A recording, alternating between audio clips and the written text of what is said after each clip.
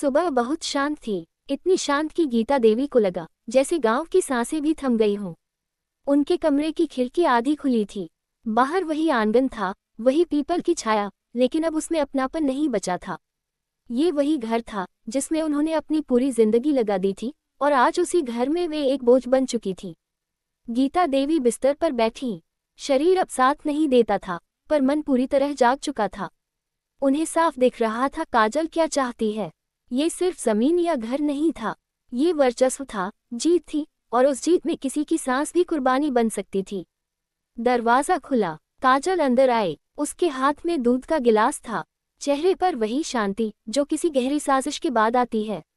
माँ, दूध पी लीजिए, उसने कहा। गीता देवी ने गिलास की तरफ देखा। उन्हें याद आया पिछले कुछ दिनों से दूध का स्वाद बदला बदला सा है। उन्होंने गिलास नहीं उठाया। क्या मिला तुम्हें? गीता देवी ने अचानक पूछा। काजल चौंकी नहीं। सब कुछ, उसने जवाब दिया। गीता देवी हल्की सी मुस्कुराई। सब कुछ पाने के लिए सब कुछ खोना पड़ता है, काजल। काजल की आंखों में एक पल के लिए चुभन आई, फिर वह फिर से कठोर हो गई। इस दुनिया में भावनाओं से कुछ नहीं मिलता, माँ। माँ, ये शब्द उसके मुंह से निकलकर भी झूठ लग रहा था। काजल बाहर चली गई। गीता देवी ने गिलास को छुआ तक नहीं। दोपहर को लक्ष्मी फिर आए। इस बार उसका चेहरा सख्त था। गीता, मुझे सब समझ में आ गया है, उसने कहा। गीता देवी ने सिर हिलाया। समझ आ जाना ही काफी नहीं होता, लक्ष्मी।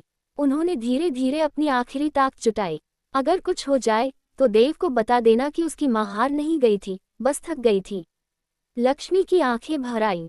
मैं देव को बुला लाऊंगी। नहीं, गीता देवी ने कहा, अब बहुत देर हो चुकी है। शाम ढलने लगी। काजल ने देव को फोन किया। देव, उसकी आवाज कांप रही थी, माँ की तबीयत बहुत खराब है। इस बार देव नहीं रुका। मैं आ रहा हूँ। फोन करते ही काजल ने राहत की सांस ली। अब सब कुछ उसके हिसाब से होना था। रात गहराने लगी। गीता देवी बिस्तर पर लेटी छत को देखती रही। उन्हें अपने पति का चेहरा याद आया, देव की बचपन की हंसी याद आई। उनकी आंखों से एक आंसू निकला, शायद आखिरी। उसी रात काजल ने फिर दूध का गिलास रखा। इस बार गीता देवी ने विरोध नहीं किया।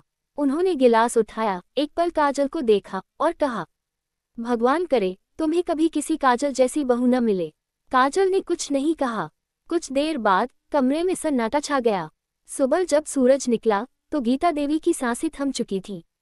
काजल की चीखें पूरे घर में गूंजने लगी। माँ, माँ, गांव इकट्ठा हो गया। सबने देखा बेचारी बूढ़ी माँ बीमार थी। देव दोपहर तक पहुंचा। जैसे ही उसने माँ को देखा, उसकी दुनिया बिखर गई। वह फूट फूट कर रोया। मैं देर कर गया, वह बार बार कहता रहा। काजल ने उसका सिर अपने सीने से लगाया। मैंने बहुत कोशिश की, उसने कहा। संस्कार हो गए। जिंदगी आगे बढ़ने लगी कम से कम देखने में। कुछ दिन बाद लक्ष्मी ने देव को एक पुराना कपड़ा दिया। यह मुझे उनके तकिए के नीचे मिला। अंदर डायरी थी। देव ने पढ़ना शुरू किया। हर पन्ना उसकी आत्मा को काटता गया। कागजों की सच्चाई, दूध का जिक्र, अकेलापन, दर्द, सब कुछ। देव के हाथ कांपने लगे। उसने काजल को देखा। पहली बार उसे अपनी पत्नी से डर लगा। ये सब क्या है? उसने पूछा। काजल ने डायरी छीन ली। झूठ है, उसने कहा, बीमार दिमाग की बातें। देव चुप रहा, लेकिन अब उसकी चुप्पी पहले जैसी नहीं थी। ये चुप्पी पछतावे की थी। उसी रात काजल ने देखा देव घर से निकल रहा है। कहाँ जा रहे हो? माँ की चिता के पास, उसने कहा, शायद वहाँ मुझे सच सुनाई दे। काजल अकेली रह गई। घर, जमीन, सब उसके नाम थे, लेकिन रातें अब बहुत लंबी हो गई थीं। हर कोने में गीता देवी की आवाज़ गूंजती थी। कुछ महीनों बाद देव ने घर छोड़ दिया। वह शहर चला गया, हमेशा के लिए। गांव में लोग अब काजल से दूरी रखने लगे। जिस बहू की तारीफ होती थी, वही अब एक नाम भर रह गई। काजल को सब मिल गया था, लेकिन जो खो गया था वह कभी वापस नहीं आया। और गीता देवी, वह मिट्टी में मिल गई, पर उनकी चुप्पी इस घर में हमेशा जिंदा रही।